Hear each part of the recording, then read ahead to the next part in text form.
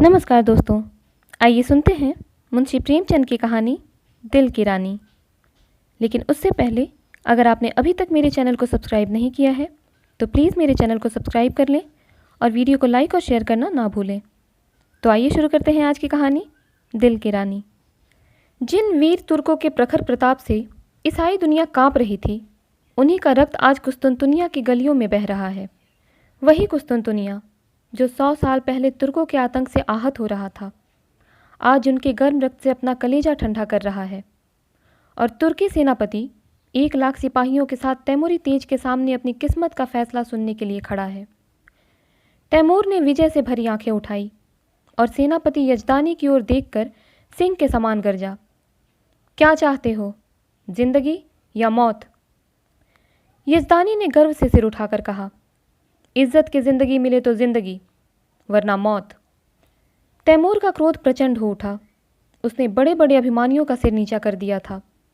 यह जवाब इस अवसर पर सुनने की उसे ताव ना थी। इन 1 लाख आदमियों की जान उसकी मुट्ठी में है। इन्हें वह एक क्षण में मसल सकता है। उस पर इतना अभिमान, इज्जत की जिंदगी। इसका यही तो अर्थ है कि गरीबों का जीवन अमीरों के भोग विलास पर बलिदान किया जाए। वही शराब की मजलिसें, वही अर्मीनिया और काफ की परियां। नहीं, तैमूर ने खलीफा बायजीद का घमंड इसलिए नहीं तोड़ा है कि तुर्कों को फिर उसी मदान स्वाधीनता में इस्लाम का नाम डुबोने को छोड़ दे। तब उसे इतना रक्त बहाने की क्या ज़रूरत थी? मानव रक्त का प्रवाह संगीत का प्रवाह नहीं, रस का प्रवाह नहीं, एक विभत्स दृश्य है जिसे देखकर आंखें मुंह फेर लेती है, दृश्य सिर झुका लेता है। तैमूर हिंसक पशु नहीं है जो यह दृश्य देखने के लिए अपने जीवन की बाजी लगा दे। वह अपने शब्दों में धिक्कार भरकर बोला, जिसे तुम इज्जत की जिंदगी कहते हो वह गुनाह और जहन्नुम की जिंदगी है। यजदानी को तैमूर से दया या क्षमा की आशा ना थी। उसकी या उसके योद्धाओं की जान किसी तरह नहीं बच सकती। फिर यह क्यों दबे और क्यों न जान पर खेलकर तैमूर के प्रति उसके मन में जो घृणा है उसे प्रकट कर दे। उसने एक बार कातर नेत्रों से उस रूपवान युवक की ओर देखा जो उसके पीछे खड़ा जैसे अपनी जवानी की लगाम खींच रहा था। सान पर चढ़े हुए इस्पात के समान उसके अंग अंग से अतुल क्रोध की चिनकारियां निकल रही थी।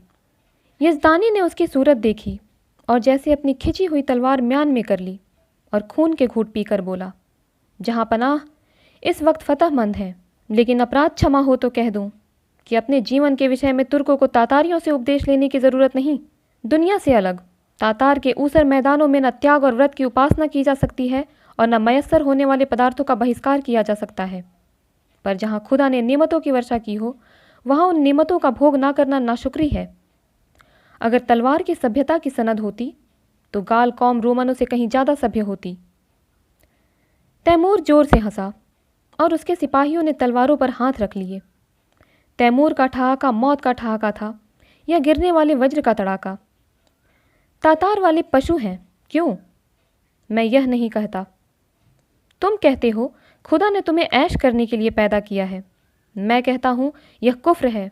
खुदा ने इंसान को बंदगी के लिए पैदा किया है और इसके खिलाफ जो कोई कुछ करता है वह काफिर है, जहन्नुमी है। रसूल पाक हमारी ज़िंदगी को पाक करने के लिए हमें सच्चा इंसान बनाने के लिए आए थे, हमें हराम की तालीम देने नहीं। तैमूर दुनिया को इस कुफ्र से पाक कर देने का बीड़ा उठा चुका है। रसूल पाक के कदमों की कसम, मैं बेरहम नहीं हूँ, जालिम नहीं हूँ, खूंखार नहीं हूँ, लेकिन कुफ्र की सज़ा मेरे ईमान में मौत के सिवा कुछ नहीं है। उसने तातारी सिपह सालार की तरफ कातिल नज़रों से देखा और तत्क्षण एक देव सा आदमी तलवार सौंध कर यजदानी के सिर पर आ पहुँचा। तातारी सेना भी तलवारें खींच खींच कर तुर्की सेना पर टूट पड़ी और दम के दम में कितनी ही लाशें जमीन पर फड़कने लगी। सहसा वही रूपवान युवक जो यजदानी के पीछे खड़ा था आगे बढ़कर तैमूर के सामने आया और जैसे मौत को अपनी दोनों बंधी हुई मुट्ठियों में मसलता हुआ बोला, ऐ अपने को मुसलमान कहने वाले बादशाह, क्या यही वह इस्लाम है जिसकी तबलीग का तूने बीड़ा उठाया है? इस्लाम की यही तालीम है कि तू उन बहादुरों का इस बेदर्दी से खून बहाए जिन्होंने इसके सिवा कोई गुनाह नहीं किया कि अपने खलीफा और मुल्क की हिमायत की। चारों तरफ सन्नाटा छा गया। एक युवक जिसकी अभी मसें भी न भीगी थी, तैमूर जैसे तेजस्वी बादशाह का इतने खुले हुए शब्दों में तिरस्कार करे और उसकी जबान तालू से न खिंचवा ली जाए। सभी स्तंभित हो रहे थे और तैमूर सम्मोहित सा बैठा उस युवक की ओर ताक रहा था। युवक ने तातारी सिपाहियों की तरफ, जिनके चेहरों पर कुतूहल में प्रोत्साहन झलक रहा था, देखा और बोला, तू इन मुसलमानों को काफिर कहता है और समझता है कि तू इन्हें कत्ल करके खुदा और इस्लाम की खिदमत कर रहा है। मैं तुमसे पूछता हूँ, अगर वह लोग जो खुदा के सिवा और किसी के सामने सिजदा नहीं करते, जो रसूल पाक को अपना रहबर समझते हैं, मुसलमान नहीं हैं, तो कौन मुसलमान है? मैं कहता हूँ हम काफिर सही, लेकिन तेरे तो हैं। क्या इस्लाम जंजीरों में बंधे हुए कैदियों के कत्ल की इजाज़त देता है? खुदा ने अगर तुझे ताकत दी है, अख्तियार दिया है, तो क्या इसीलिए कि तो खुदा के बंदों का खून बहाए? क्या गुनाहगारों को कत्ल करके तो उन्हें सीधे रास्ते पर ले आएगा? तूने कितनी बेरहमी से 70,000 बहादुर तुर्कों को धोखा देकर सुरंग से उड़वा दिया और उनके मासूम बच्चों और निरपराध स्त्रियों को अनाथ कर दिया। तुझे कुछ अनुमान है? क्या यही कारनामे हैं जिन पर तू अपने मुसलमान होने का गर्व करता है? क्या इसी कत्ल, खून और बहते दरिया से तो दुनिया में अपना नाम रोशन करेगा? तूने तुर्कों के खून बहते दरिया में अपने घोड़ों के सुम नहीं भिगोए हैं, बल्कि इस्लाम को जड़ से खोद कर फेंक दिया है। यह वीर तुर्कों का ही आत्मोत्सर्ग है जिसने यूरोप में इस्लाम की तौहीद फैलाई। आज सोफिया के गिरजे में तुझे अल्लाह अकबर की सदा सुनाई दे रही है। सारा यूरोप इस्लाम का स्वागत करने को तैयार है। क्या यह कारनामे इसी लायक है कि उनका यह इनाम मिले? इस ख्याल को दिल से निकाल दे कि तू खुरेजी से इस्लाम की खिदमत कर रहा है। एक दिन तुझे भी परवरदिगार के सामने अपने कर्मों का जवाब देना पड़ेगा और तेरा कोई उज्र ना सुना जाएगा। क्योंकि अगर तुझ में अब भी नेक और बद की तमीज़ बाकी है, तो तू अपने दिल से पूछ, तूने यह जिहाद खुदा की राह में किया है या अपनी हवस के लिए? और मैं जानता हूँ तुझे जो जवाब मिलेगा वह तेरी गर्दन शर्म से झुका देगा। खलीफा अभी सिर झुकाए ही था कि यजदानी ने कांपते हुए शब्दों में अर्ज़ की, जहाँ पनाह, यह गुलाम का लड़का है, इसके दिमाग में कुछ फितूर है। हुजूर इसकी गुस्ताखियों को मुआफ़ करें, मैं इसकी सज़ा झेलने को तैयार हूँ। तैमूर उस युवक के चेहरे की तरफ स्थिर नेत्रों से देख रहा था। आज जीवन में पहली बार उसे निर्भीक शब्दों को सुनने का अवसर मिला। उसके सामने बड़े बड़े सेनापतियों, मंत्रियों और बादशाहों की जबान न खुलती थी। वह जो कुछ कहता था वही कानून था। किसी को उसमें चू करने की ताकत ना थी। उनकी खुशामदों ने उसकी अहमन्यता को आसमान पर चढ़ा दिया था। उसे विश्वास हो गया था कि खुदा ने इस्लाम को जगाने और सुधारने के लिए ही उसे दुनिया में भेजा है। उसने पैगंबरी का दावा तो नहीं किया, पर उसके मन में यह भावना दृढ़ हो गई थी।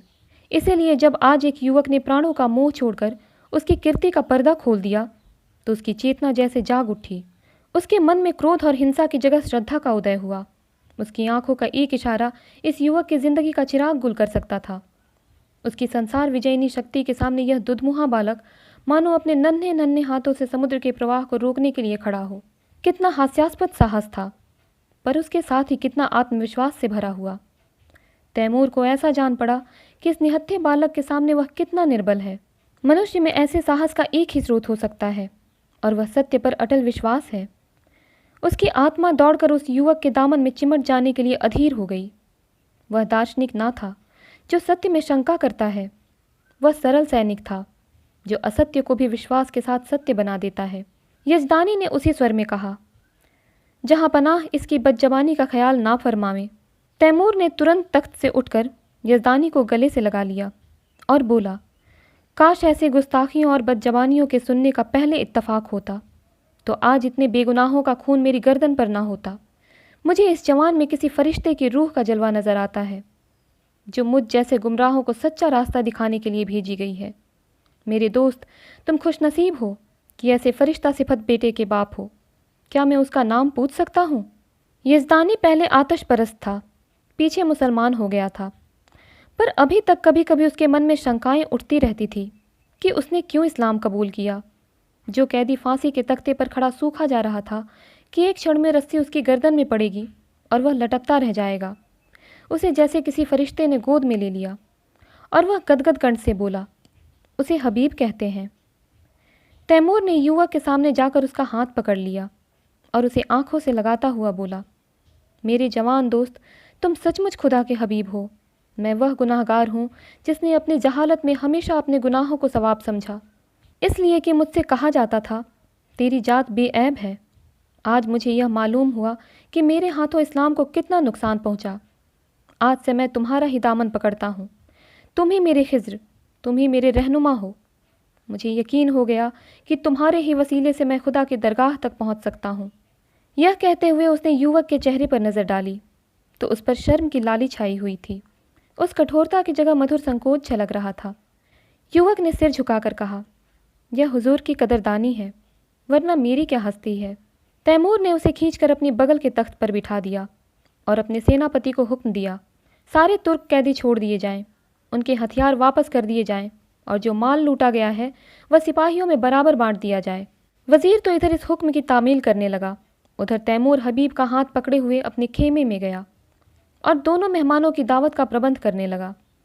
और जब भोजन समाप्त हो गया तो उसने अपने जीवन की सारी कथा रो रो कर कह सुनाई, जो आदि से अंत तक मिश्रित पशुता और बर्बरता के कृत्यों से भरी हुई थी। और उसने यह सब कुछ इस भ्रम में किया कि वह ईश्वरीय आदेश का पालन कर रहा है। वह खुदा को कौन मुंह दिखाएगा।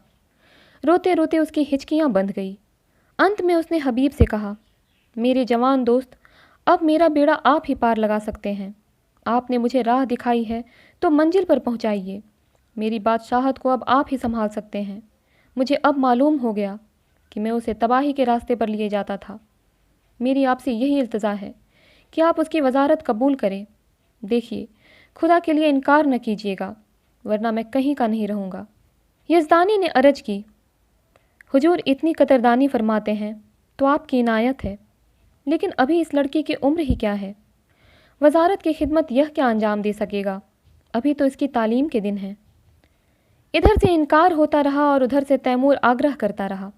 यज़दानी इनकार तो कर रहे थे पर छाती फूली जाती थी। मूसा आग लेने गए थे, पैगंबरी मिल गई। कहाँ मौत के मुंह में जा रहे थे, वजारत मिल गई। लेकिन यह शंका भी थी कि ऐसे अस्थिरचित आदमी का क्या ठिकाना। आज खुश हुए वजारत देने को तैयार हैं, कल नाराज़ हो गए तो जान की खैरियत नहीं। उन्हें हबीब की लियाकत पर भरोसा था, फिर भी जी डरता था कि वीराने देश में ना जाने कैसी पड़े, कैसी ना पड़े। दरबार वालों में षड्यंत्र होते ही रहते हैं। हबीब नेक है, समझदार है, अवसर पहचानता है, लेकिन वह तजर्बा कहाँ से लाएगा जो उम्र ही से आता है। उन्होंने इस प्रश्न पर विचार करने के लिए एक दिन की मोहलत मांगी और रुखसत हुए। हबीब यजदानी का लड़का नहीं, लड़की थी। उसका नाम तुल हबीब था। जिस वक्त यजदानी और उसकी पत्नी मुसलमान हुए तो लड़की की उम्र कुल 12 साल की थी, पर प्रकृति ने उसे बुद्धि और प्रतिभा के साथ विचार स्वातंत्र्य भी प्रदान किया था। वह जब तक सत्यासत्य की परीक्षा न कर लेती कोई बात स्वीकार न करती। माँ बाप के धर्म परिवर्तन से उसे अशांति तो हुई, पर जब तक इस्लाम का अच्छी तरह अध्ययन न कर ले वह केवल माँ बाप को खुश करने के लिए इस्लाम की दीक्षा नहीं ले सकती थी। माँ बाप भी उस पर किसी तरह का दबाव न डालना चाहते थे। जैसे उन्हें अपने धर्म को बदल लेने का अधिकार है, वैसे ही उसे अपने धर्म पर आरूढ़ रहने का भी अधिकार है।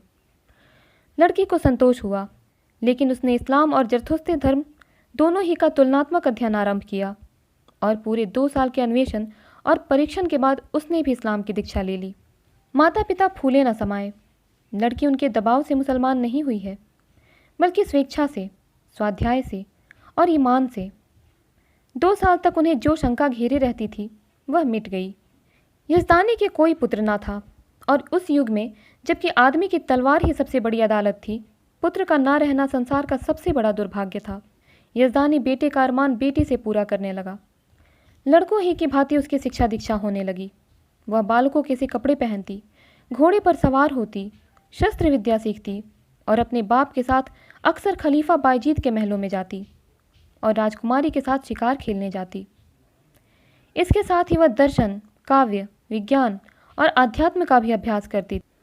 यहाँ तक कि 16वें वर्ष में वह फौजी विद्यालय में दाखिल हो गई और 2 साल के अंदर वहाँ की सबसे ऊंची परीक्षा पास करके फौज में नौकर हो गई। शस्त्र विद्या और सेना संचालन कला में इतनी निपुण थी और खलीफा बायजीद उसके चरित्र से इतना प्रसन्न था कि पहले ही पहल उसे 1000 मनसब मिल गया। ऐसी युवती के चाहने वालों की क्या कमी। उसके साथ के कितने ही अफसर, राज परिवार के कितने ही युवक उस पर प्राण देते थे, पर कोई उसकी नज़रों में ना जचता था। नित्य ही निकाह के पैगाम आते थे, पर वह हमेशा इनकार कर देती थी। वैवाहिक जीवन ही से उसे अरुचि थी कि युवतियाँ कितने अरमानों से ब्याह कर लाई जाती हैं और फिर कितने निरादर से महलों में बंद कर दी जाती हैं। उनका भाग्य पुरुषों की दया के अधीन है। अक्सर ऊंचे घरानों की महिलाओं से उसको मिलने जुलने का अवसर मिलता था। उनके मुख से उनकी करुण कथा सुनकर वह वैवाहिक पराधीनता से और भी घृणा करने लगती थी। और यजदानी उसकी स्वाधीनता में बिल्कुल बाधा न देता था। लड़की स्वाधीन है, उसकी इच्छा हो, विवाह करे या कुंवारी रहे, वह अपनी आप मुख्तार है। उसके पास पैगाम आते तो वह साफ जवाब दे देता, मैं इस बारे में कुछ नहीं जानता, इसका फैसला वही करेगी। यद्यपि एक युवती का पुरुष वेश में रहना, युवकों से मिलना जुलना समाज में आलोचना का विषय था, पर यजदानी और उसकी स्त्री दोनों ही को उसके सतीत्व पर विश्वास था। हबीब के व्यवहार और आचार में उन्हें ऐसी कोई बात नजर न आती थी जिससे उन्हें किसी तरह की शंका होती। यौवन की आंधी और लालसाओं के तूफान में वह 24 वर्षों की वीरबाला अपने हृदय की संपत्ति लिए अटल और अजय खड़ी थी, मानो सभी युवक उसके सगे भाई हैं। कुस्तुनतुनिया में कितनी खुशियां मनाई गई, हबीब का कितना सम्मान और स्वागत हुआ, उसे कितनी बधाइयाँ मिली, यह सब लिखने की बात नहीं। शहर तबाह हुआ जाता था। संभव था आज उसके महलों और बाजारों से आग की लपटें निकलती होती। राज्य और नगर को उस कल्पनातीत विपत्ति से बचाने वाला आदमी कितने आदर, प्रेम, श्रद्धा और उल्लास का पात्र होगा, इसकी तो कल्पना भी नहीं की जा सकती। उस पर कितने फूलों और कितने लाल जवाहरों की वर्षा हुई, इसका अनुमान तो कोई कवि ही कर सकता है। और नगर की महिलाएं हृदय के अक्षय भंडार से असीसें निकाल निकाल कर उस पर लुटाती थी और गर्व से फूली हुई उसका मुंह निहार कर अपने को धन्य मानती थी। उसने देवियों का मस्तक ऊंचा कर दिया था। रात को तैमूर के प्रस्ताव पर विचार होने लगा। सामने गद्देदार कुर्सी पर यजदानी था, सौम्य, विशाल और तेजस्वी। उसकी दाहिनी तरफ उसकी पत्नी थी, ईरानी लिबास में, आंखों में दया और विश्वास की ज्योति भरे हुए। बाईं तरफ उमुत्तुल हबीब थी, जो इस समय रमणी वेश में मोहिनी बनी हुई थी, ब्रह्मचर्य के तेज से दीप्त। यजदानी ने प्रस्ताव का विरोध करते हुए कहा, मैं अपनी तरफ से कुछ नहीं कहना चाहता, लेकिन यदि मुझे सलाह देने का अधिकार है तो मैं स्पष्ट कहना चाहता हूँ कि तुम्हें इस प्रस्ताव को कभी स्वीकार न करना चाहिए। तैमूर से यह बात बहुत दिन तक छिपी ना रह सकती है कि तुम क्या हो। उस वक्त क्या परिस्थिति होगी मैं नहीं कह सकता, और यहाँ इस विषय में जो कुछ टीकाएँ होंगी वह तुम मुझसे ज़्यादा जानती हो। यहाँ मैं मौजूद था और कुत्सा को मुंह न खोलने देता था, पर वहाँ तुम अकेली रहोगी और कुत्सा को मनमाने आरोप करने का अवसर मिलता रहेगा। उसकी पत्नी स्वेच्छा को इतना महत्व ना देना चाहती थी। बोली, मैंने सुना है तैमूर निगाहों का अच्छा आदमी नहीं है। मैं किसी तरह तुझे ना जाने दूंगी। कोई बात हो जाए तो सारी दुनिया हंसे, यूं ही हंसने वाले क्या कम हैं। इसी तरह स्त्री पुरुष बड़ी देर तक ऊंच नीच सुझाते और तरह तरह की शंकाएं करते रहे, लेकिन हबीब मौन साधे बैठी हुई थी। यजदानी ने समझा हबीब भी उनसे सहमत है। इनकार की सूचना देने के लिए ही था कि हबीब ने पूछा, आप तैमूर से क्या कहेंगे? यही जो यहाँ तय हुआ। मैंने तो अभी कुछ नहीं कहा। मैंने तो समझा तुम भी हमसे सहमत हो। जी नहीं, आप उनसे जाकर कह दें मैं स्वीकार करती हूँ। माता ने छाती पर हाथ रखकर कहा, यह क्या गजब करती है बेटी, सोच तो दुनिया क्या कहेगी। यजदानी भी सिर थाम कर बैठ गए, मानो हृदय में गोली लग गई हो। मुंह से एक शब्द भी ना निकला। हबीब त्योरियों पर बल डालकर बोली, अम्मी जान, मैं आपके हुक्म से जौ भर भी मुंह नहीं फेरना चाहती। आपको पूरा अख्तियार है, मुझे जाने दें या ना दें, लेकिन मुल्क की खिदमत का ऐसा मौका शायद मुझे ज़िंदगी में फिर न मिले। इस मौके को हाथ से खो देने का अफसोस मुझे उम्र भर रहेगा। मुझे यकीन है कि अमीर तैमूर को मैं अपनी दियानत, बेगर्जी और सच्ची वफादारी से इंसान बना सकती हूँ, और शायद उसके हाथों खुदा के बंदों का खून इतनी कसरत से ना बहे। वह दिलेर है मगर बेरहम नहीं। कोई दिलेर आदमी बेरहम नहीं हो सकता। उसने अब तक जो कुछ किया है मजहब के अंधे जोश में किया है। आज खुदा ने मुझे वह मौका दिया है कि मैं उसे दिखा दूं कि मजहब खिदमत का नाम है, लूट और कत्ल का नहीं। अपने बारे में मुझे मुतलक अंदेशा नहीं है। मैं अपनी हिफाजत आप कर सकती हूँ। मुझे दावा है कि अपने फ़र्ज को नेक नियति से अदा करके मैं दुश्मनों की जुबान भी बंद कर सकती हूँ। और मान लीजिए मुझे नाकामी भी हो, तो क्या सच्चाई और हक के लिए कुर्बान हो जाना ज़िंदगी की सबसे शानदार फतह नहीं है? अब तक मैंने जिस उसूल पर ज़िंदगी बसर की है उसने मुझे धोखा नहीं दिया, और उसी के फैज़ से आज मुझे यह दर्जा हासिल हुआ है जो बड़े बड़ों के लिए ज़िंदगी का ख्वाब है। मेरे आजमाए हुए दोस्त मुझे कभी धोखा नहीं दे सकते। तैमूर पर मेरी हकीकत खुल भी जाए तो क्या खौफ, मेरी तलवार मेरी हिफाजत कर सकती है। शादी पर मेरे ख्याल आपको मालूम है। अगर मुझे कोई ऐसा आदमी मिलेगा जिसे मेरी रूह कबूल करती हो, जिसकी जात अपनी हस्ती को खोकर मैं अपनी रूह को ऊंचा उठा सकूं, तो मैं उसके कदमों पर गिरकर अपने को उसकी नज़र कर दूंगी। यज़दानी ने खुश होकर बेटी को गले लगा लिया। उसकी स्त्री इतनी जल्द आश्वस्त ना हो सकी। वह किसी तरह बेटी को अकेला ना छोड़ेगी, उसके साथ वह भी जाएगी। कई महीने गुजर गए। युवक हबीब तैमूर का वजीर है, लेकिन वास्तव में वही बादशाह है। तैमूर उसी की आंखों से देखता है, उसी के कानों से सुनता है और उसी की अक्ल से सोचता है। वह चाहता है हबीब आठों पहर उसके पास रहे। उसके सामीप्य में उसे स्वर्ग का सा सुख मिलता है। समरकंद में एक प्राणी भी ऐसा नहीं जो उससे जलता हो। उसके बर्ताव ने सभी को मुक्त कर लिया है, क्योंकि वह इंसाफ से जौ भर भी कदम नहीं हटाता। जो लोग उसके हाथों चलती हुई न्याय की चक्की में पिस जाते हैं, वे भी उससे सद्भाव रखते हैं, क्योंकि वह न्याय को ज़रूरत से ज़्यादा कटु नहीं होने देता। संध्या हो गई थी। राज्य कर्मचारी जा चुके थे। क्षमादान में मोम की बत्तियां जल रही थी। अगर की सुगंध से सारा दीवान खाना महक रहा था। हबीब उठने ही को था कि चौबदार ने खबर दी, हुजूर जहां पनाह तशरीफ़ ला रहे हैं। हबीब इस खबर से कुछ प्रसन्न नहीं हुआ। अन्य मंत्रियों की भांति वह तैमूर की सोहबत का भूखा नहीं है। वह हमेशा तैमूर से दूर रहने की चेष्टा करता है। ऐसा शायद ही कभी हुआ हो कि उसने शाही दस्तरख्वान पर भोजन किया हो। तैमूर के मजलिसों में भी वह कभी शरीक नहीं होता। उसे जब शांति मिलती है तब एकांत में अपनी माता के पास बैठकर दिन भर का माजरा उससे कहता है और वह उस पर अपनी पसंद की मुहर लगा देती है। उसने द्वार पर जाकर तैमूर का स्वागत किया। तैमूर ने मसनद पर बैठते हुए कहा, मुझे ताज्जुब होता है कि तुम इस जवानी में जाहिदों किसी ज़िंदगी कैसे बसर करते हो हबीब। खुदा ने तुम्हें वह हुस्न दिया है कि हसीन से हसीन नाज़नीन भी तुम्हारी माशूक बनकर अपने को खुशनसीब समझेगी। मालूम नहीं तुम्हें खबर है या नहीं, जब तुम अपने मुश्किल घोड़े पर सवार होकर निकलते हो तो समरकंद की खिड़कियों पर हज़ारों आंखें तुम्हारी एक झलक देखने के लिए मुंतज़िर बैठी रहती हैं, पर तुम्हें किसी तरफ आंखें उठाते नहीं देखा। मेरा खुदा गवाह है, मैं कितना चाहता हूँ कि तुम्हारे कदमों के नक्शे पर चलूँ, पर दुनिया मेरी गर्दन नहीं छोड़ती। मैं चाहता हूँ जैसे तुम दुनिया में रहकर भी दुनिया से अलग रहते हो, वैसे मैं भी रहूं, लेकिन मेरे पास न वह दिल है न वह दिमाग। मैं हमेशा अपने आप पर, सारी दुनिया पर दांत पीसता रहता हूँ। जैसे मुझे हरदम खून की प्यास लगी रहती है, जिसे तुम बुझने नहीं देते, और यह जानते हुए भी कि तुम जो कुछ करते हो उससे बेहतर कोई दूसरा नहीं कर सकता। मैं अपने गुस्से को काबू में नहीं कर सकता। तुम जिधर से निकलते हो मोहब्बत और रोशनी फैला देते हो। जिसको तुम्हारा दुश्मन होना चाहिए वह तुम्हारा दोस्त है, और मैं जिधर से निकलता हूँ नफ़रत और शुभा फैलाता हुआ निकलता हूँ।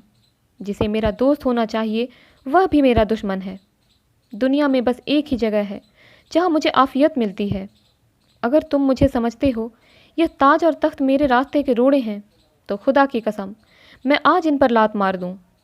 मैं आज तुम्हारे पास यही दरख्वास्त लेकर आया हूँ कि तुम मुझे वह रास्ता दिखाओ जिससे मैं सच्ची खुशी पा सकूं। मैं चाहता हूं तुम इसी महल में रहो ताकि मैं तुमसे सच्ची ज़िंदगी का सबक सीखूं। हबीब का हृदय धक से हो उठा। कहीं अमीर पर नारित्व का रहस्य खुल तो नहीं गया। उसकी समझ में ना आया कि उसे क्या जवाब दे। उसका कोमल हृदय तैमूर की इस करुण आत्मग्लानि पर द्रवित हो गया।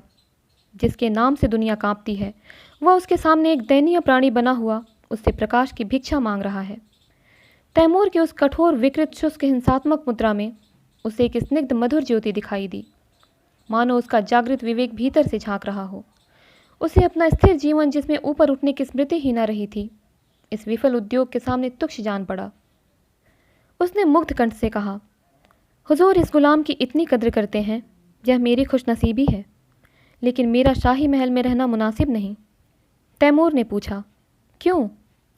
इसीलिए कि जहाँ दौलत ज़्यादा होती है वहाँ डाके पड़ते हैं, और जहाँ कद्र ज़्यादा होती है वहाँ दुश्मन भी ज़्यादा होते हैं। तुम्हारा भी कोई दुश्मन हो सकता है? मैं खुद अपना दुश्मन हो जाऊंगा। आदमी का सबसे बड़ा दुश्मन गरूर है। तैमूर को जैसे कोई रत्न मिल गया। उसे अपनी मनःतुष्टि का आभास हुआ। आदमी का सबसे बड़ा दुश्मन गरूर है। इस वाक्य को मन ही मन दोहरा कर उसने कहा। तुम मेरे काबू में कभी ना आओगे हबीब। तुम वह परिंदा हो जो आसमान ही में उड़ सकता है। उसे सोने के पिंजरे में रखना भी चाहो तो फड़फड़ाता रहेगा। खैर, खुदा हाफिज। वह तुरंत अपने महल की ओर चला, मानो उस रत्न को सुरक्षित स्थान में रख देना चाहता हो। यह वाक्य पहली बार उसने ना सुना था, पर आज इससे जो ज्ञान, जो आदेश, जो सत्प्रेरणा उसे मिली, वह कभी न मिली थी। इस तखर के इलाके से बगावत की खबर आई है। हबीब को शंका है कि तैमूर वहां पहुंचकर कहीं कत्लेआम न कर दे। वह शांतिमय उपायों से इस विद्रोह को ठंडा करके तैमूर को दिखाना चाहता है कि सद्भावना में कितनी शक्ति है। तैमूर उसे इस मुहिम पर नहीं भेजना चाहता, लेकिन हबीब के आग्रह के सामने बेबस है। हबीब को जब और कोई युक्ति ना सूझी तो उसने कहा, गुलाम के रहते हुए हुजूर अपनी जान खतरे में डाले, यह नहीं हो सकता। तैमूर मुस्कुराया। मेरी जान की तुम्हारी जान के मुकाबले में कोई हकीकत नहीं है हबीब। फिर मैंने तो कभी जान की परवाह ना की। मैंने दुनिया में कत्ल और लूट के सिवा और क्या यादगार छोड़ी। मेरे मर जाने पर दुनिया मेरे नाम को रोएगी नहीं, यकीन मानो। मेरे जैसे लुटेरे हमेशा पैदा होते रहेंगे, लेकिन खुदा ना करे तुम्हारे दुश्मनों को कुछ हो गया तो यह सल्तनत खाक में मिल जाएगी, और तब मुझे भी सीने में खंजर चुभा लेने के सिवा और कोई रास्ता ना रहेगा। मैं नहीं कह सकता हबीब, तुमसे मैंने कितना पाया। काश 10-5 साल पहले तुम मुझे मिल जाते तो तैमूर तारीख में इतना रुसियाह ना होता। आज अगर ज़रूरत पड़े तो मैं अपने जैसे 100 तैमूरों को तुम्हारे ऊपर निसार कर दूं।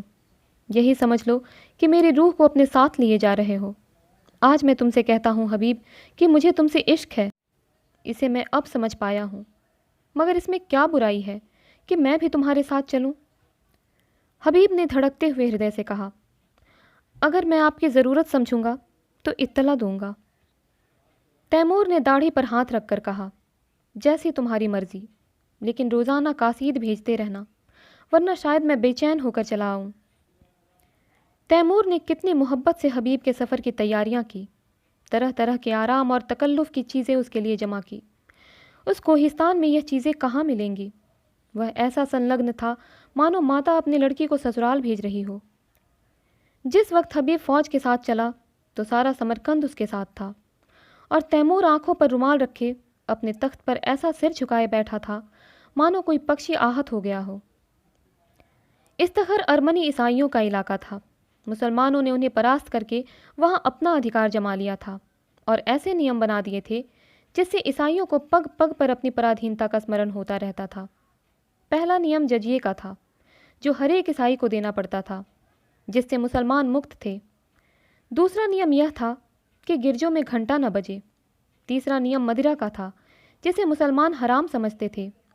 ईसाइयों ने इन नियमों का क्रियात्मक विरोध किया, और जब मुसलमान अधिकारियों ने शस्त्र बल से काम लेना चाहा तो ईसाइयों ने बगावत कर दी। मुसलमान सूबेदार को कैद कर लिया और किले पर सलीबी झंडा उड़ने लगा। हबीब को यहाँ आज दूसरा दिन है, पर इस समस्या को कैसे हल करे? उसका उदार हृदय कहता था, ईसाइयों पर इन बंधनों का कोई अर्थ नहीं। हर एक धर्म का समान रूप से आदर होना चाहिए, लेकिन मुसलमान इन कैदों को हटा देने पर कभी राजी ना होंगे। और यह लोग मान भी जाएं तो तैमूर क्यों मानने लगा?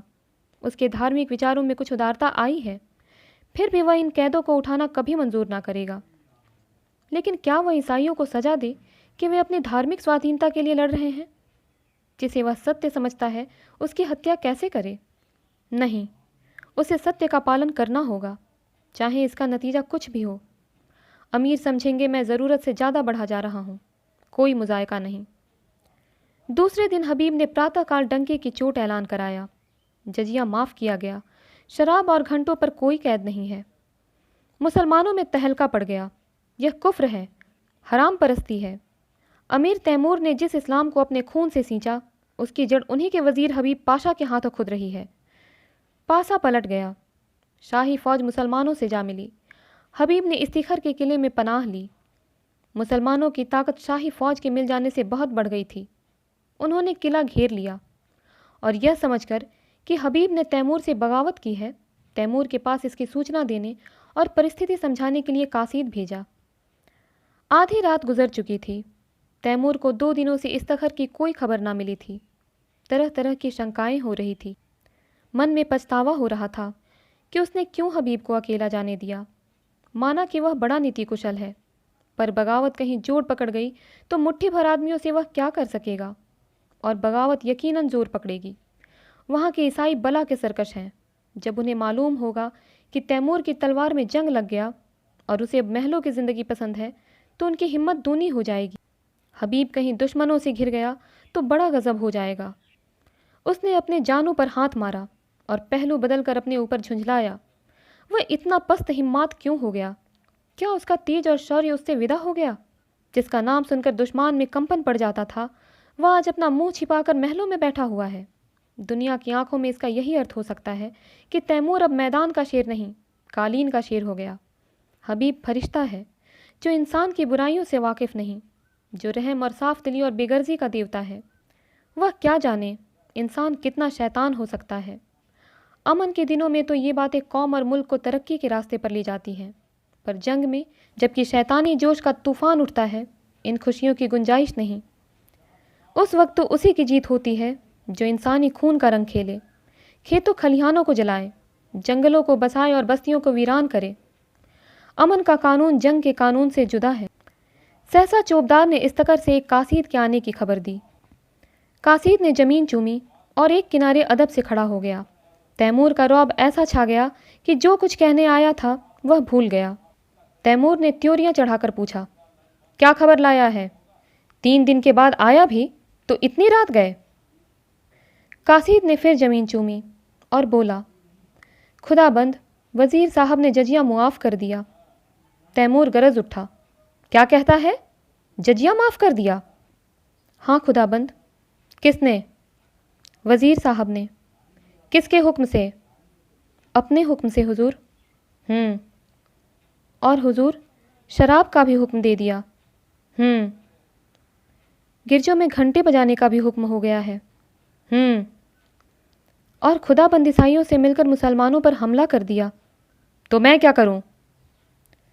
हुजूर हमारे मालिक हैं, अगर हमारी कुछ मदद ना हुई तो वहाँ एक मुसलमान भी जिंदा ना बचेगा। हबीब पाशा इस वक्त कहाँ हैं? इस्तखर के किले में हुजूर। और मुसलमान क्या कर रहे हैं? हमने ईसाइयों को किले में घेर लिया है। उन्हीं के साथ हबीब को भी? हाँ हुजूर, वह हुजूर से बागी हो गए और इसीलिए मेरे वफादार इस्लाम के खादिमों ने उन्हें कैद कर रखा है। मुमकिन है मेरे पहुँचते पहुँचते उन्हें कत्ल भी कर दें। बज्जात, दूर हो जा मेरे सामने से। मुसलमान समझते हैं हबीब मेरा नौकर है और मैं उसका आका हूँ। यह गलत है, झूठ है। इस सल्तनत का मालिक हबीब है। तैमूर उसका अदना गुलाम है। उसके फैसले से तैमूर दस्तंदाजी नहीं कर सकता। अगर मस्जिद में आजान होती है तो कलीसा में घंटा क्यों न बजे? घंटे की आवाज़ में कुफ्र नहीं है। काफिर वह है जो दूसरों का हक छीन ले, जो गरीबों को सताए, दगाबाज हो, खुदगरज हो। काफिर वह नहीं जो मिट्टी या पत्थर के एक टुकड़े में खुदा का नूर देखता हो, जो नदियों और पहाड़ों में, दरख्तों और झाड़ियों में खुदा का जलवा पाता हो। वह हमसे और तुमसे ज़्यादा खुदा परस्त है, जो मस्जिद में खुदा को बंद समझते हैं। तू समझता है मैं कुफ्र पक रहा हूँ? किसी को काफिर समझना ही कुफ्र है। हम सब खुदा के बंदे हैं, सब। बस जा और उन बागी मुसलमानों से कह दे, अगर फ़ौरन मुहासरा ना उठा लिया गया तो तैमूर कयामत की तरह आ पहुँचेगा। कासिद हदबुद्धि सा खड़ा ही था कि बाहर खतरे का बिगुल बज उठा और फौजी किसी समर यात्रा की तैयारी करने लगी। तीसरे दिन तैमूर इस्तखर पहुंचा तो किले का मुहासरा उठ चुका था। किले की तोपों ने उसका स्वागत किया। हबीब ने समझा तैमूर ईसाइयों को सजा देने आ रहा है। ईसाइयों के हाथ पांव फूल गए थे, मगर हबीब मुकाबले के लिए तैयार था। ईसाइयों के स्वप्न की रक्षा में यदि जान भी जाए तो कोई गम नहीं। इस मामले पर किसी तरह का समझौता नहीं हो सकता। तैमूर अगर तलवार से काम लेना चाहता है तो उसका जवाब तलवार से दिया जाएगा।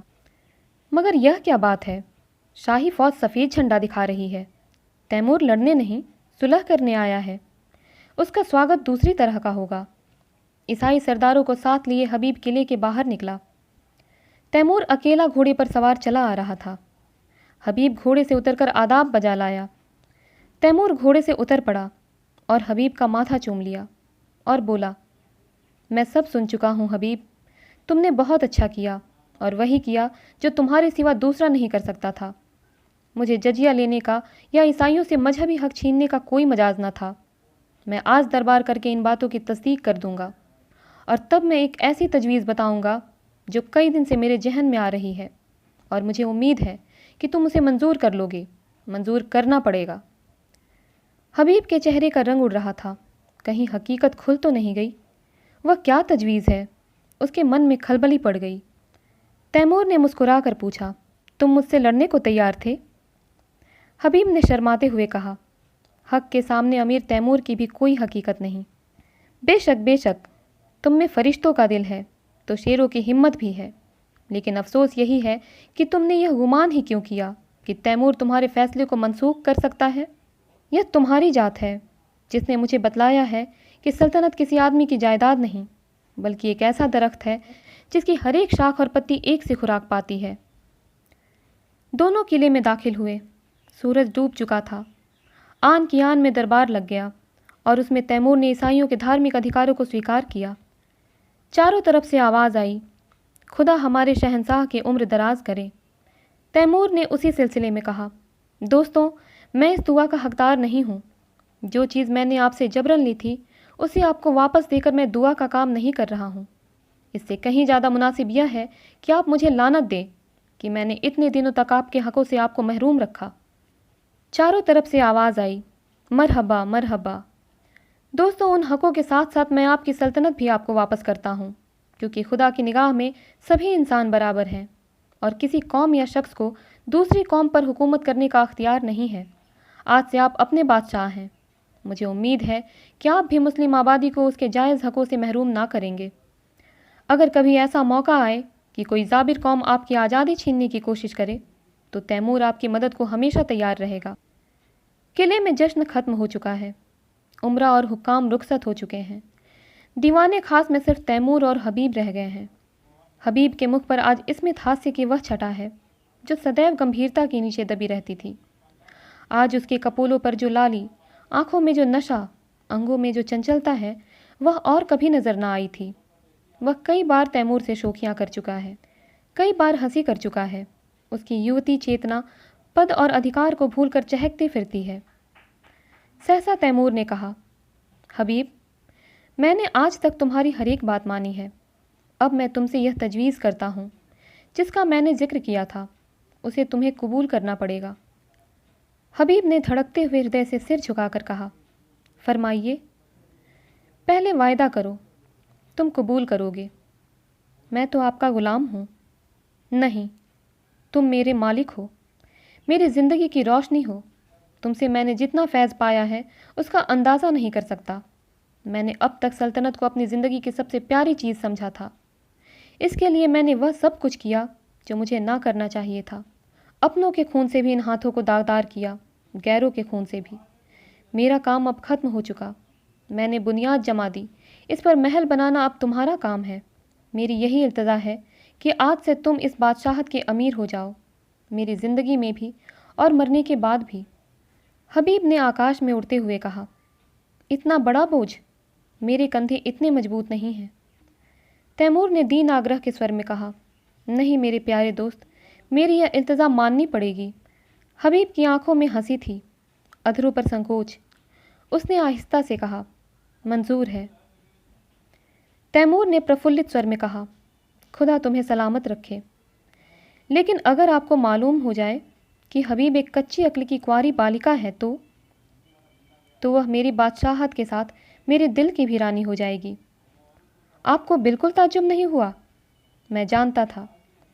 कब से? जब तुमने पहली बार अपनी जालिम आंखों से मुझे देखा। मगर आपने छिपाया खूब। तुम ही ने सिखाया। शायद मेरे सिवा यहाँ किसी और को यह बात मालूम नहीं। आपने कैसे पहचान लिया? तैमूर ने मतवाली आंखों से देखकर कहा, यह ना बताऊंगा। यही हबीब तैमूर की बेगम हमीदा के नाम से मशहूर है। तो दोस्तों, उम्मीद करती हूँ कहानी आपको पसंद आई होगी। इसी प्रकार की और कहानियों के लिए हमारे साथ जुड़े रहें। मिलती हूँ अगली कहानी के साथ, तब तक के लिए धन्यवाद।